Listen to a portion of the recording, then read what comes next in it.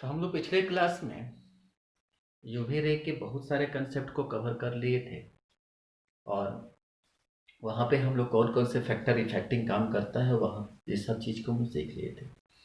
Hyper conjugation कैसे काम करता है, रेजोनेंस इफेक्ट क्या होता है, उसके बाद बल्कर इफेक्ट जो उस पर काम करते हैं, स्टेरिक हिंड्रेंस कैसे काम करता है। इन सब चीज़ों के हम लोग पिछले क्लास में कवर कर चुके थे। ठीक है, अगर आप पिछले क्लास का लेक्चर नहीं देखे होंगे तो आप जाकर नीचे आप लिंक अगर दिया है तो उसमें भी देख सकते हैं, नहीं तो आप प्लेलिस्ट में वो प्लेलिस्ट में होगा BSc second year full organic chemistry का प्लेलिस्ट होगा, उसमें आपको इसके सारे डिस्कस मतलब कि लेक्चर आपको दिए होंगे। ठीक है, आप अगर नए होंगे तो आप चैनल को ज़रूर सब्सक्राइब कर लीजिएगा और अपने दोस्तों को ज़रूर शेयर करिएगा ताकि सारे लेक्चर आपके दोस्तों के पास भी आसानी से पहुंच सके। ठीक है, चलिए आज हम लोग इसके यूवी रे के लगभग ये आखिरी चैप्टर कंसेप्ट को कवर करने जा रहे हैं, पर ये आखिरी कंसेप्ट जो है थोड़ा बड़ा है, तो मे बी कि आज एक लेक्चर में होगा, उसके बाद फिर एक दो लेक्चर और लगेंगे इसमें, क्योंकि ये लास्ट टॉपिक है और इस टॉपिक से क्वेश्चन कितनी बार बहुत बार क्वेश्चन आए हुए हैं इससे। ठीक है, क्योंकि आपको कुछ डाटा जो है वो याद करना पड़ेगा, वो डाटा आपके एग्जाम में दिए भी रहते हैं और कुछ डाटा जो है आपको याद करना पड़ेगा कि अगर मान लीजिए कि हमारे पास इसमें mono diene triene tetraene का कंसेप्ट हो, मतलब डबल बॉन्ड ट्रिपल बॉन्ड, जो डबल बॉन्ड की संख्या जो है लगातार अगर बढ़ता जाए, डाई इन ट्राई इन टेट्राइन, इस तरह के अगर कंसेप्ट अगर मिलता है तो फिर उसमें उस डाई इन टेट्राइन और टेट्राइन में अगर कोई फंक्शनल ग्रुप अटैच्ड हो तो उसमें कितने वेवलेंथ बढ़ेगा या उसका इंटेंसिटी कितना बढ़ेगा। अगर कोई एल्किल ग्रुप अटैच्ड हो तब उसकी इंटेंसिटी में कितना इंक्रीजमेंट होगा। इस पर न्यूमेरिकल पूछे जाते हैं एग्जाम में कई बार। ठीक है, तो आज हम लोग उसी एक एक करके एक एक टॉपिक को कवर करेंगे, फिर उस पर न्यूमेरिकल उसके बेसिस पर कराएंगे, फिर दूसरे टॉपिक को कवर करेंगे, फिर उसके बेसिस पर न्यूमेरिकल कराएंगे। तो ऑर्गेनिक केमिस्ट्री में न्यूमेरिकल कैसे पूछे जाते हैं आज हम इस चीज को कवर करेंगे। ठीक, चलिए सबसे पहले आप हेडिंग डालिए UV spectra of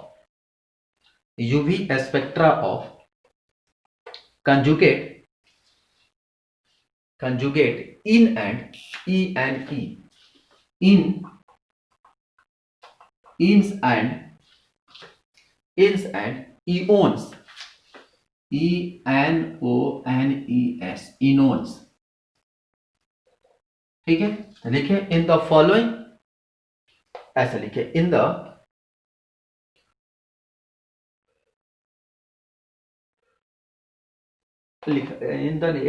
this process increasing the characteristic progress of characteristic progress in UV spectra for conjugated diines, triines and tetraines has been exhibited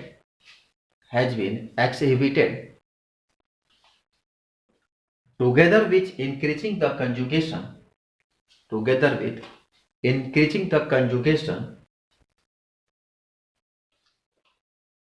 the increasing characteristic progression remain continued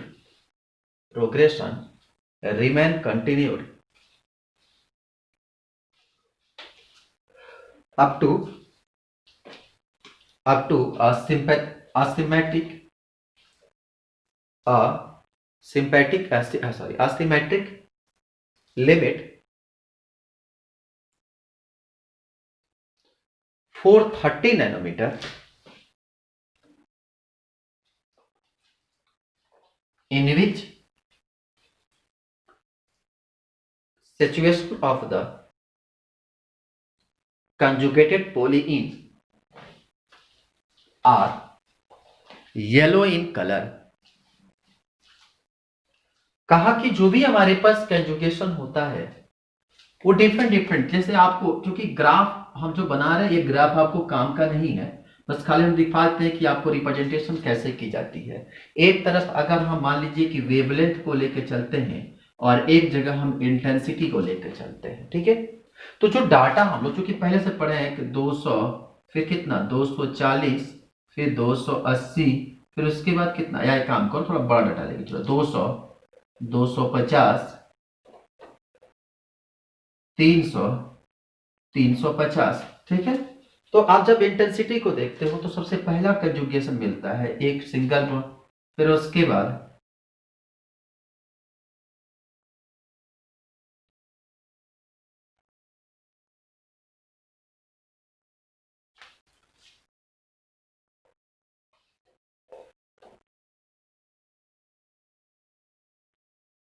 इस तरह से कुछ होता है, वो आपको data मिलता है, ठीक है। आपको पता है कि ये जो आपको ग्राफ है वो ग्राफ आपके काम का नहीं है, बस आपको रिप्रेजेंटेशन आपको सीखना है कि हाँ किस तरह से ये जनरली इसमें मिलते हैं, ठीक है। तो जो नन कंजुगेशन मिलते हैं ये आपके जो मिलते हैं, ये इस तरह का आपके नन कंजुगेशन मिलेंगे, ठीक है। इसे कहते हैं हम लोग नन कंजुगेशन डाइन, या ऐसे बोलते हैं नन कंजुगेशन। ये कोई भी चीज आपके काम का नहीं है, आपको जो डायरेक्ट अभी बताते हैं आपको काम की, खाली ग्राफिकल चूंकि दिया आपके बुक में, कभी कभी आपको ऐसे ग्राफ कभी पूछा नहीं जाता है, फिर भी अगर मान लीजिए कि अगर पूछ लिया गया कभी कभी, तब उस स्थिति में कंडीशन में केस में आ जाता है, लेकिन ये जनरली क्वेश्चन पूछा नहीं जाता है, ठीक है। तो आप ध्यान रखिएंगे इस तरह के ग्राफ जो मिलता है वह नन कंजुगेशन होता है। ये जो होता है उसे हम लोग कहते हैं कंजुगेटेड डाइन, कंजुगेटेड डाइन, ठीक है। ये जो होता है उसे बोलते हैं हम लोग कंजुगेटेड ट्राइइन, और ये है आपका कंजुगेटेड टेट्राइन, ठीक है। तो ये diene, conjugated, non conjugated, conjugated diene, conjugated triene और कंजुगेटेड टेट्राइन, ये ग्राफिकल रिप्रेजेंटेशन होता है डाइइन, ट्राइइन और टेट्राइन का, ठीक है। अब इसके बाद चूंकि इसी को रिप्रेजेंटेशन को हम लोग आगे चलकर हम लोग कहते हैं, क्या कहते हैं, वुडवार्ड और फिशर इंपेरिकल रूल, ठीक है। अब देखो वुडवार्ड और फिशर इंपेरिकल रूल क्या है। उन्होंने कहा कि कोई भी स्ट्रक्चर है, वह स्ट्रक्चर में अगर मान लीजिए कोई भी अगर हम नया चीज उसमें जोड़ते हैं तो उसमें विभिन्न तरह की वेवलेंथ में परिवर्तन आता है। उन्होंने क्या कहा कि अगर मान लीजिए कि कोई भी हमारे पास एक जनरल स्ट्रक्चर दिया हुआ है और उस जनरल स्ट्रक्चर में अगर आप फंक्शनल ग्रुप अटैच्ड करो या कोई हैलोजन अटैच्ड करो या उसमें एल्किल ग्रुप अटैच्ड करो, तो ऐसी स्थिति में क्या होता है कि उनकी वेवलेंथ और इंटेंसिटी में जो होती है वो विशेष तरह की परिवर्तन होती है। और इस परिवर्तन को सबसे पहले जो एक्सप्लेन किए थे उनका नाम था वुडवर्ड और फिशर, इसीलिए उनको वुडवर्ड और फिशर रूल के नाम से भी जाना जाता है, ठीक है। तो हेडिंग डालो Woodward and Woodward, WOOD, Woodward and Fieser, FIESER, Fieser's empirical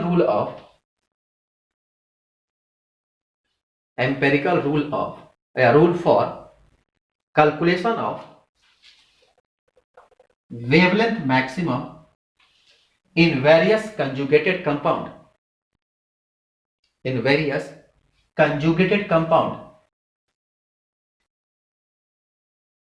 आपको बताया कि ये आरबी, वुडवर्ड और फिशर को इसके लिए 1941 का नोबेल प्राइज भी दिया गया था। ये बड़े अच्छे कैलकुलेशन उन्होंने दिखाया था। उन्होंने कहा कि किस तरह से कैलकुलेट करते हैं, आप इस डाटा को जरूर याद रखिएगा। जहां पर आपको ये बता दें आपको कि अब यहां पर कुछ चीजें आपको रटनी पड़ेगी, बिना रटे आपको कुछ नहीं होगा। अगर एग्जाम में क्वेश्चन पूछ दिया तो स्थिति बिगड़ जाती है, इसलिए आप ध्यान रखेंगे सिलेबस का पार्ट भी है, ये नहीं कि हम सिलेबस से बाहर पढ़ा रहे हैं। डाइइन जो है आपके सिलेबस का पार्ट है,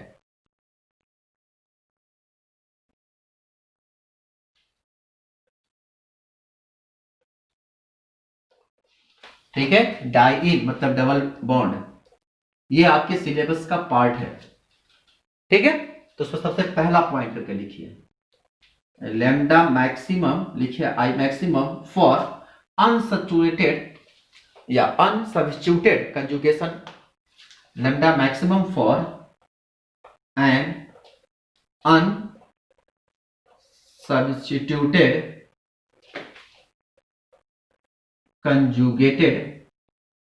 conjugated डाइइन। अगर इस तरह के अगर उसमें कोई भी डाटा नहीं मिला है तो इसकी जो वैल्यू होती है वो 214 नैनोमीटर की होती है। ठीक है, लेकिन कहा कि अगर उसमें क्या कहते हैं होमोन्यूक्लियर डाइइन हो, ठीक है, तो lambda maximum for homo nuclear diene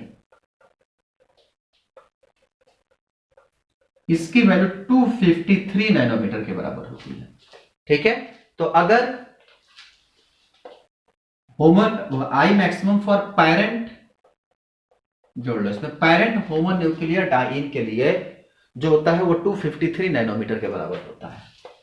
तीसरा पॉइंट में लिखो 5 नैनोमीटर, लिखो 5 nanometre is added each alkyl substituent, 5 nanometre is added for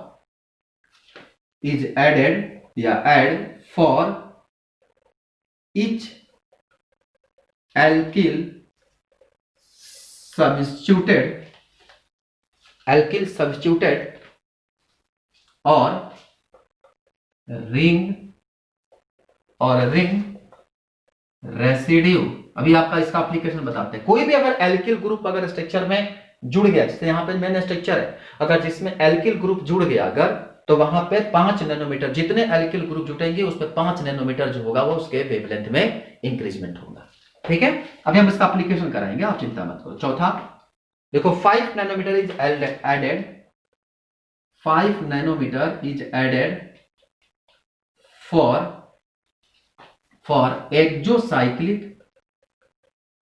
exocyclic double bond of a ring.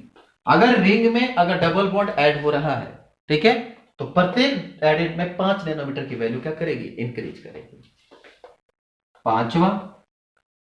पांचवा लिखिए 10 नैनोमीटर इज एडेड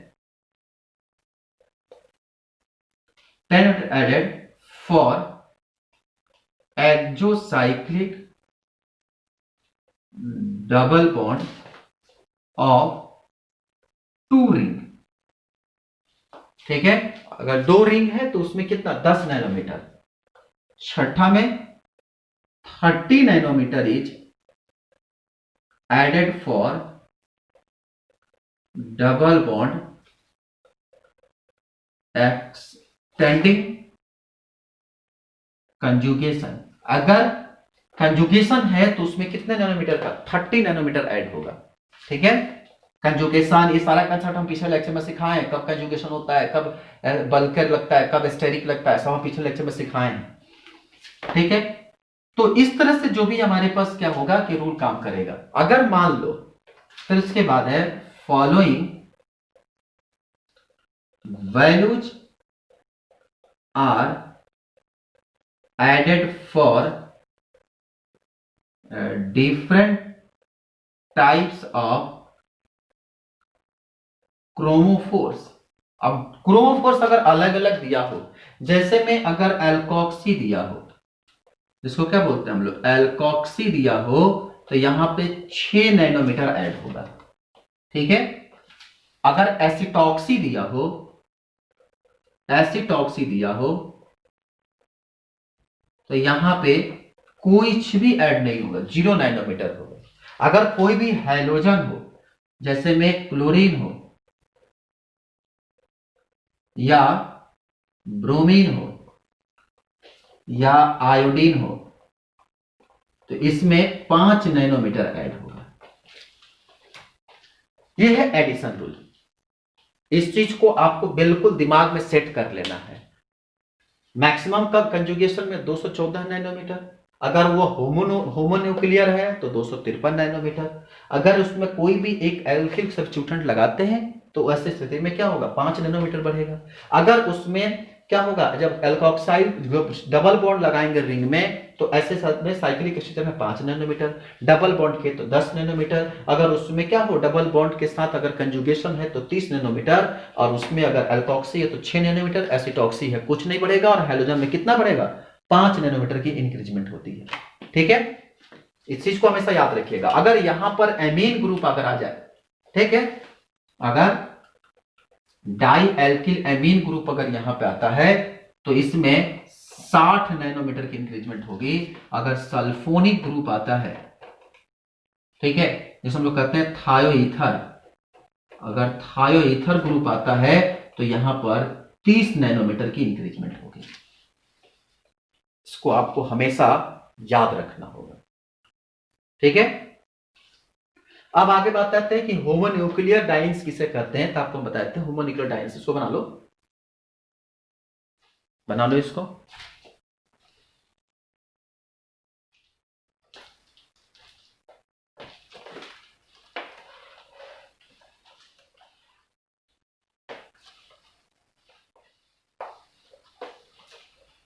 अब देखो, अब होमोन्यूक्लियर डाइन्स में क्या होता है, कह रहा है कि ऐसे डाइन्स जिसमें डबल बॉन्ड प्रेजेंट होते हैं उसमें किसी एक रिंग में सुनो कहते हैं होमोन्यूक्लियर डाइन। तो उससे पहले लिख लो होमोन्यूक्लियर डाइन।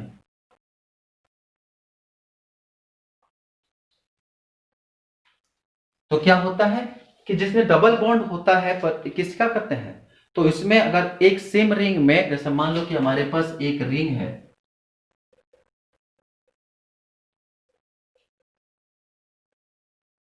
ठीक है, और इसमें क्या करते हैं एक ही रिंग में डबल बॉन्ड प्रेजेंट हो, इसे करते हैं हम लोग होमोडाइन। ठीक है, तो इसे करते हैं हम लोग होमोन्यूक्लियर डाइन, कि डबल बॉन्ड हो, रिंग हो, और रिंग में डबल बॉन्ड एक ही जगह पे हो, मतलब एक ही रिंग में हो। लेकिन अगर यही होता हेट्रोन्यूक्लियर डाइन, तो इसमें होता है कि रिंग होता, इसमें भी 2 रिंग होता, लेकिन इसमें डबल बॉन्ड जो हो दोनों रिंग में अलग अलग हो। मतलब अगर मान लीजिए कि डबल बॉन्ड यहां है तो दोनों रिंग में अगर डबल बॉन्ड होता है इसको कहते हैं हेट्रोन्यूक्लियर डाइन। ठीक है, तो कहा कि double ring present in the different ring is called heteronuclear diene, और if double present in same ring, if double bond present in same ring is called homonuclear diene, और if double bond present in different ring is called heteronuclear diene. ठीक है, तो homonuclear diene इसका lambda maximum की value जो होता है वो 273 नैनोमीटर होता है। ठीक है, और इसकी इंटेंसिटी जो होती है ई मैक्सिमम जो होती है वह 500 से लेकर 1900 के बीच होती है। ठीक है, और हेट्रो का जो होता है इसका लैम्डा मैक्सिमम की वैल्यू जो होता है वह करीब करीब 234 नैनोमीटर होता है, और इसका ई मैक्सिमम की जो वैल्यू होती है वह 1200 से लेकर 12,000 से लेकर 28,000 तक होता है।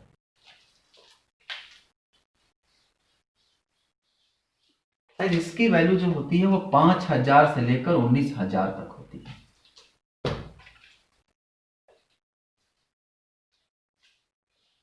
हो गया, चलो इसको बना लो। देखो लिख effect of alkyl substituent in diene, अगला डालो effect of alkyl substituent in diene. लिखो when alkyl are substituted by, when alkenes are substituted by alkyl group usually in bathochromic shift, bathochromic shift यानी कि बैथोक्रोनिक शिफ्ट क्या होता है bathochromic में, I lambda maximum की वैल्यू बढ़ता है, लिख value lambda maximum shift to higher value, और हाइपोक्रोनिक शिफ्ट, हाइपरक्रोनिक शिफ्ट, हाइपरक्रोनिक क्या होता है इंटेंसिटी बढ़ता है, ब्रैकेट में लिख लो increase in intensity absorption, increase in intensity absorption are produced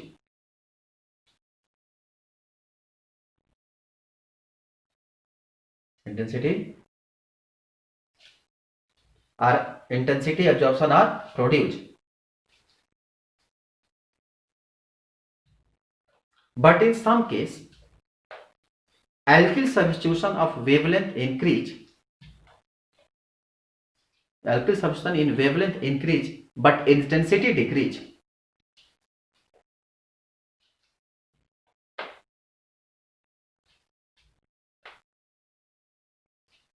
Example 1,3-dialkyl butadiene, 1,3-dialkyl butadiene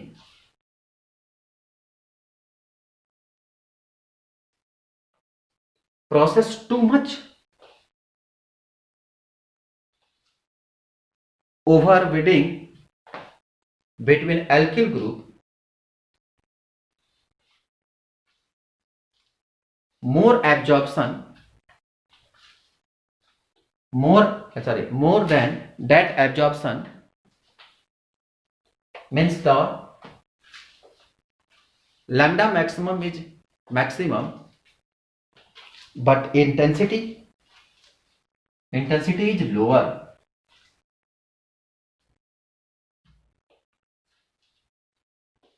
intensity will lower. ठीक है, चलिए अब इसके बाद हम लोग एप्लीकेशन पढ़ते हैं. लिखो application of Woodward Fieser rule.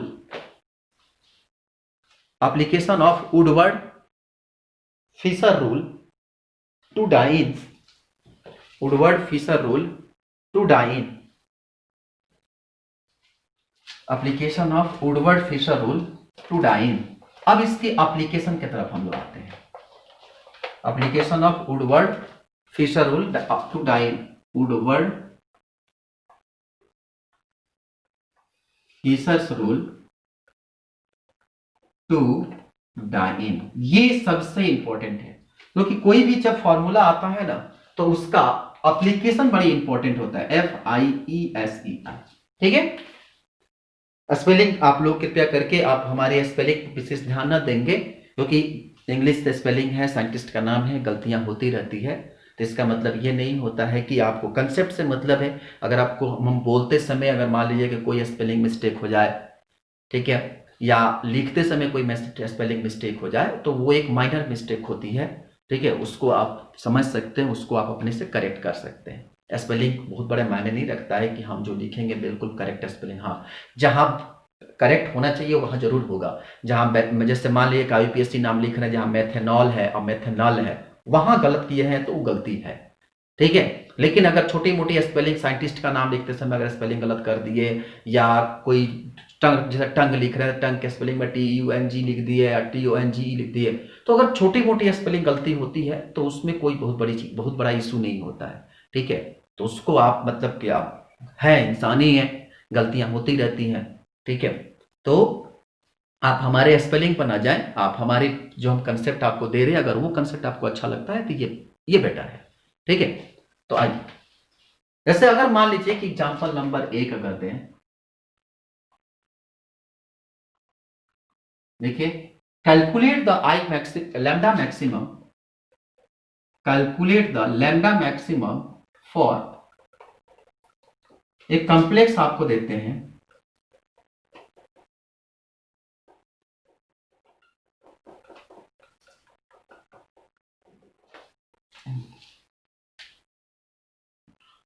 एक स्ट्रक्चर आपको मिला है. ठीक है, अब इस स्ट्रक्चर का आपको लैम्डा मैक्सिमम कैलकुलेट करना है. When the parent compound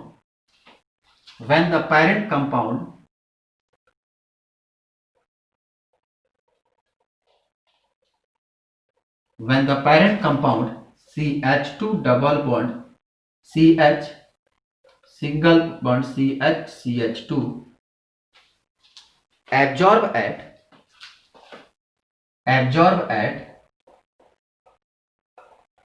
lambda maximum equal to 214 nanometre. अब आपको एक बड़ा चीज अच्छा दे दिया, कहा कि अगर मान लीजिए हमारे पास एक पैरेंट कंपाउंड ये है CH2 CH, ये क्वेश्चन, ये पैरेंट कंपाउंड है.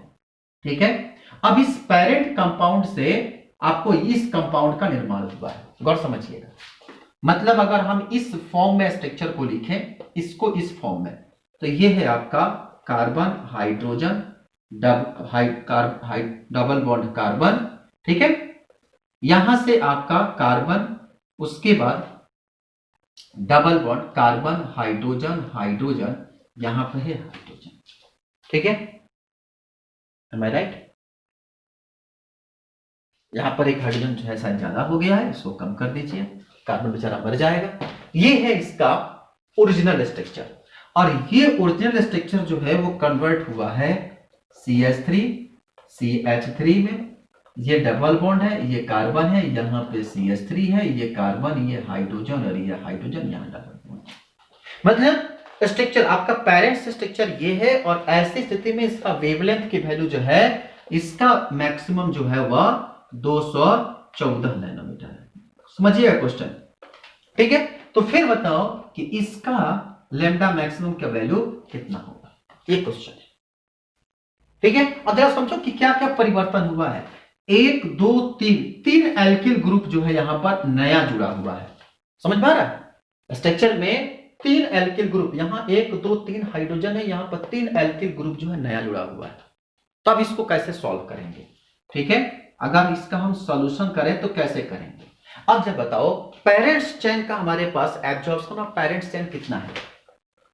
एब्जॉर्प्शन ऑफ AB का मतलब एब्जॉर्प्शन ऑफ पेरेंट्स चेन, इसकी कितनी है। पेरेंट चेन जो ऊपर दिया हुआ है, इसका कितना दिया गया है, 214 नैनोमीटर, आपको पता है। और ऑप्शन में अभी कहा कि एक एल्किल ग्रुप जब ऐड होता है तो 5 नैनोमीटर इंक्रीज करता है, होता है ना। तो इंक्रीज या इंक्रीजमेंट फॉर कितने एल्किल ग्रुप है, 3 एल्किल ग्रुप है, फॉर 3 एल्किल ग्रुप।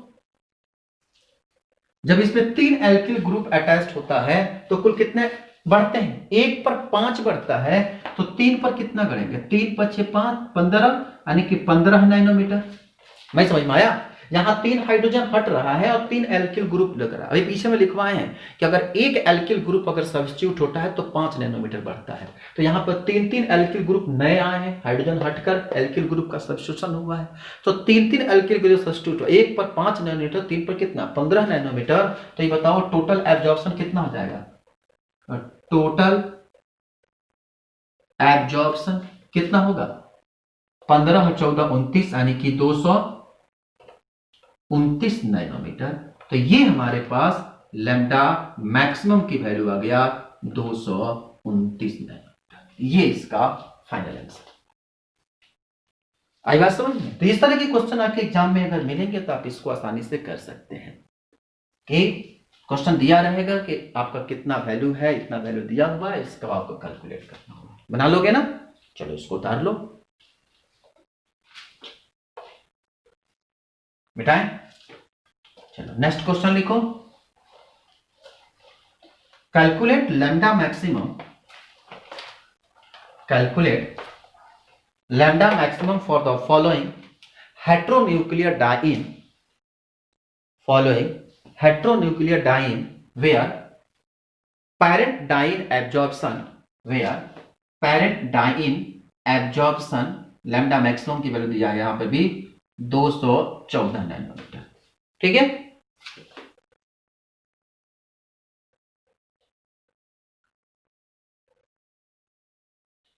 चलेगा। ये है आपका A, ये आपका B, ये आपका क्या, मान लीजिए कि यहां पर हम एक C दे देते हैं, ठीक है। इसे कैपिटल A कैपिटल B और यहां पर दे दिया D, ठीक। चलो अब इसको बनाओ, एक बार अपने ट्राई करो, फिर उसके बाद हम बताते हैं। आपने से एक बार ट्राई करो,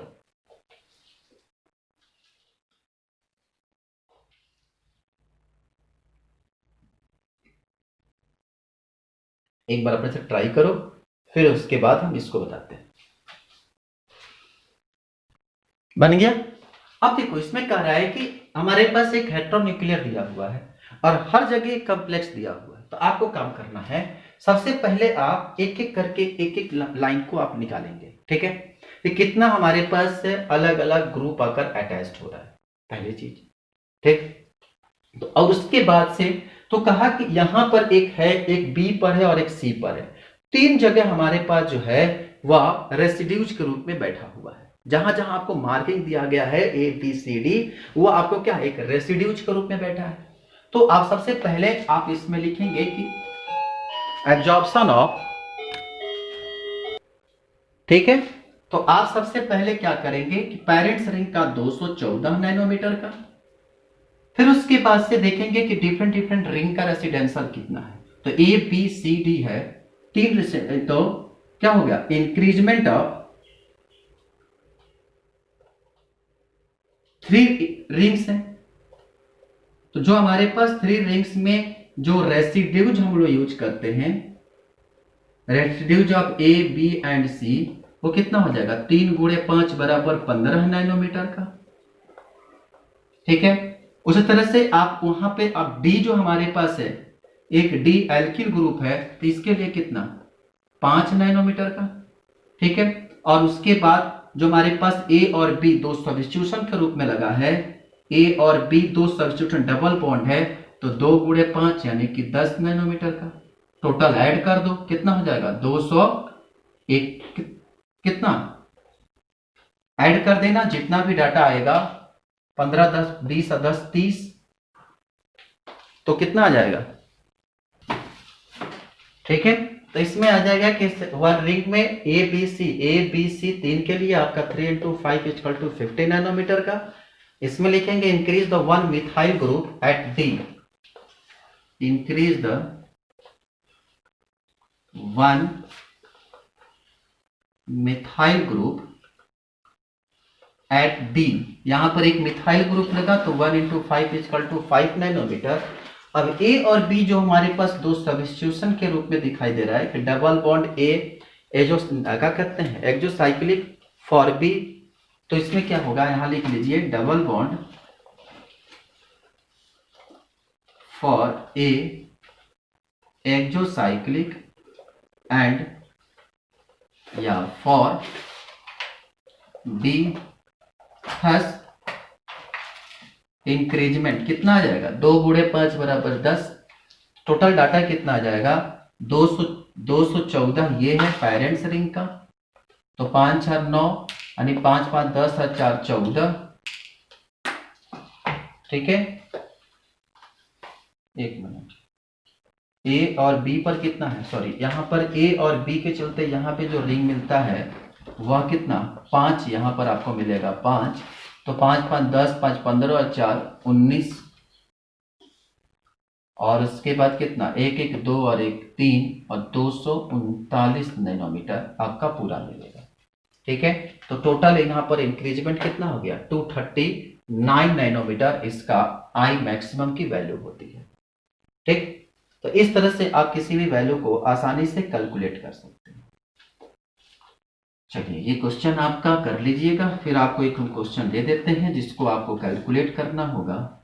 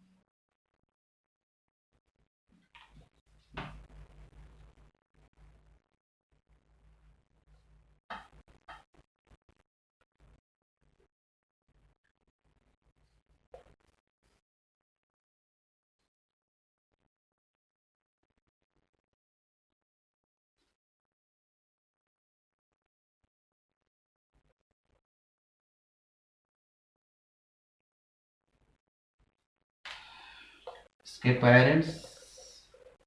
पेरेंट वेवलेंथ की वैल्यू दी गई है 253 नैनोमीटर। यहाँ से इसका फाइनल मैक्सिमम कितना आएगा ये कैलकुलेट करना है। ठीक है, क्वेश्चन नंबर 1 और क्वेश्चन नंबर 2 ले लीजिए आप।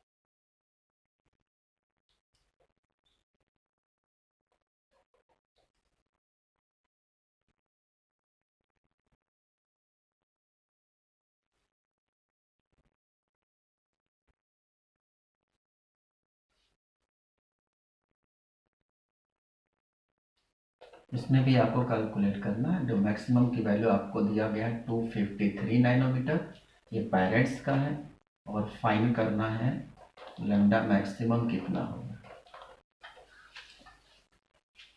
चलिए आज इतना ही, बाकी हम लोग करेंगे अगले क्लास में।